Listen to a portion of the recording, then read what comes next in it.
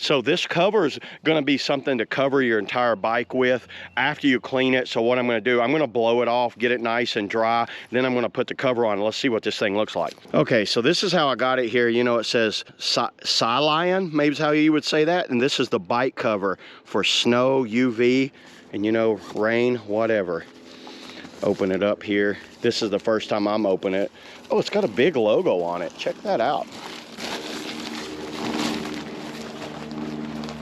It looks like it's got some clips built in right there. You're just gonna unclip that clip. Oh, it has some reflective striping on it. So if you leave your bike on a curb or on a sidewalk or something, you've got some reflective striping there.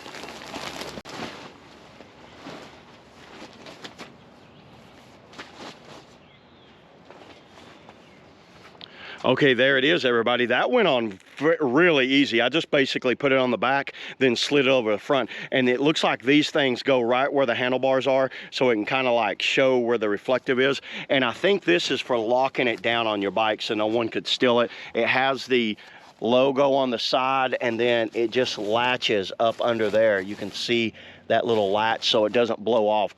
Has complete coverage of the bike. I think I could pull this down a little more if I want to.